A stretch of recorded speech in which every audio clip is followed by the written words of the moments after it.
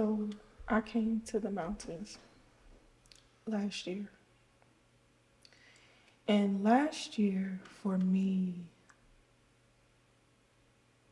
was about knowing who God was to me. And last year, uh, we experienced the mountains. And to be honest with you, when we came last year and we started talking about angels, all I saw was fireflies. And I said, oh, that's just lightning bugs. Oh, it's just fireflies. Oh, it's just... And the Lord said, look deeper. So last year, opening the experience for me to something that I had not encountered yet. Last year was the entrance. Last year was the entrance. But this year, the door was wide open. Good. This year, God said, you've already encountered me, but now you have to be intimate with me. This year changed the trajectory of my life. Because it's so easy to know God and not pursue him. To find God and not seek him. So this year was about seeking him to the point that I had to surrender my past, my present, and what I thought my future was going to be. That's good stuff. Amber, how was your experience this year? My experience here out the prayer mountain, it was not what I expected to be. I had expectation, but it was way more above what I expected to be. I came here saying that I wasn't broken, but was still broken.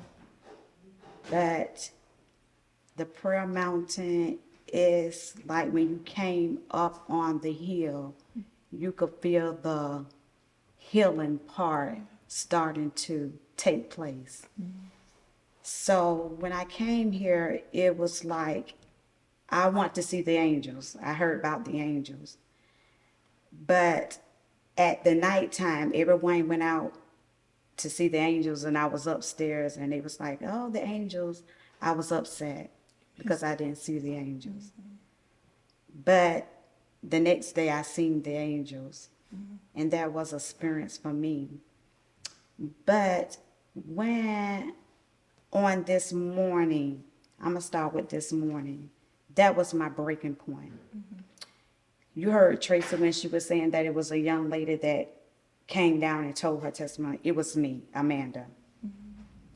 So me and my roommate, Michelle, was upstairs, and I had a battle scar that I had encountered. And I wanted to let her know before she entered into another part of the room.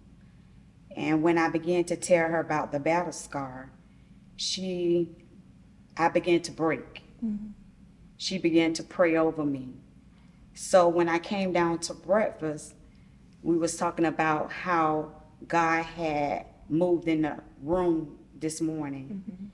And when I began to tell them what was the move of God in the room, that triggered everything because of the battle scar. But in that moment, I thought that the deliverance was upstairs, but God brought it downstairs, and that's when the breaking began. As she said, her son said, breathe on the food. I literally didn't eat. I say I ate around about like 2 to 3 bites of my food, and I was out in the spirit. God had gave me confirmation that I was holding on to something that he hadn't already loosed me from. So it was like an experience that I never had encounter with God before. So it was so profound. And then God let me know my calling too, because I walked in my calling in the midst of the breaking. Yeah. So that was very profound for me. God broke me yesterday. Mm.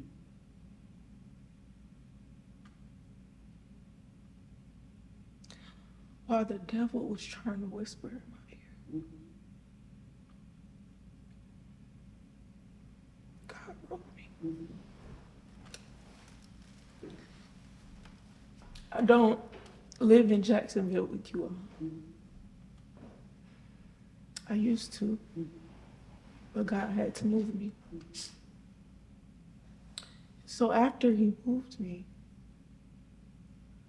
I came in contact with Tracy through my mom. And it's been hard because you fight for sisters. You want people that's going to push with you, pray with you. And so while the testimonies were going on yesterday, the devil tried to tell me that I didn't have sisters. That you all were too far away for me to reach. And he brought back up my past and how I've always had to protect myself, care for myself. He just reminded me of being alone in every season of life. And as the devil was whispering, I'm trying to fight. And I started, my deliverance actually started probably in December when I went to Jacksonville to visit my mom. And she started telling me, you have hooks in your back, and I don't know who put them there. But there are hooks in your back that are literally ripping you apart.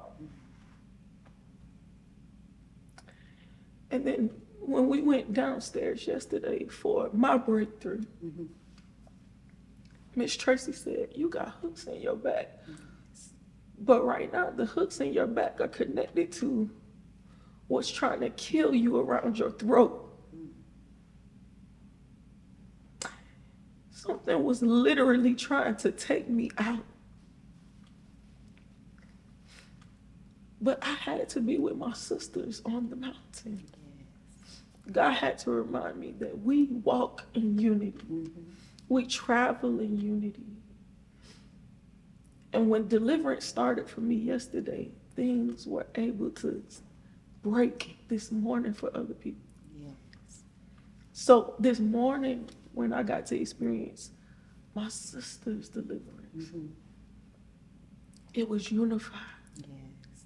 And it showed me that I have to walk in that shame, Yes.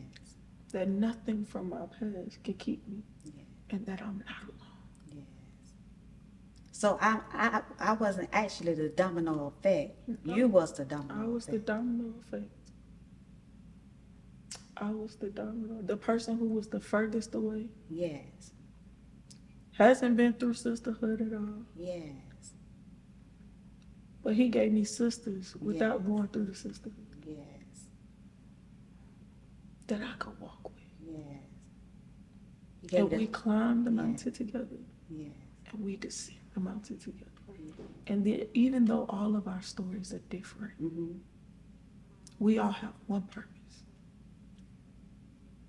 one plan. That's to glorify God. Yes. That's the thing I love about the sisterhood. Because the unity and the love that we connect with, and the things that we hold ourselves hostage to, we can let it out, and knowing that it's not going to go back out. That is the thing that I've been yearning for, because I have been leeching on to people with my story, but after I tell my story, it's out. So when I came to this, it was like, oh my God. And I just thank God for the sisterhood, that I could have sisters that I could lean and I could depend on, that I could call on and say when I'm hurting, when I'm feeling like I can't, move or I'm about to give up. Yeah. It's a sister there to say, keep pressing, keep holding on. The race is not given to the swift, but it's given to the strong. And I thank God for the sisterhood. We don't have to start with our strength. Yes. It's God's strength. It's God's strength. Yes. And we can share Yes. together. And Amber, just one more thing as we wrap up. This will be the last talking point on there.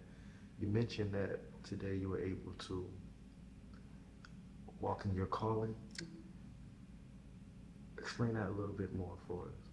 Well,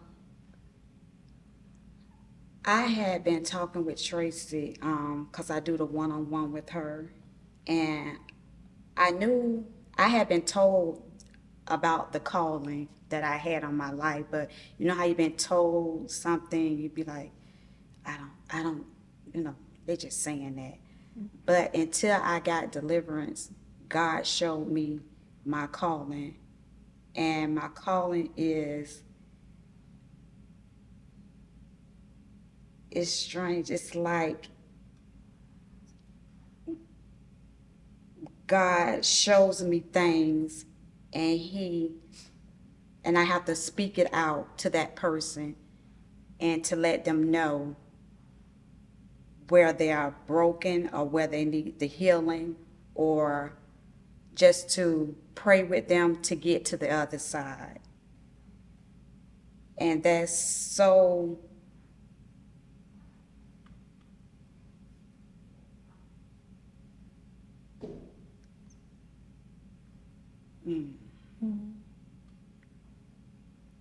it's like a love. When you're walking into your calling, it's like, I can't describe it. It's like, God, why me? Why is this calling for me? Why am I'm that person? So that is the calling. That is some other, I have been through so much till I have been through abuse. So I think my calling is to help people, to let them know that because of what you've been through, it doesn't make you, it builds you. Because God built me. I was broken, I was beat down, but God lifted me up. So I think that is where my calling is, where I see my calling has come. He gave you deliverance, Deliverance. and then he showed you how to deliver. Yes.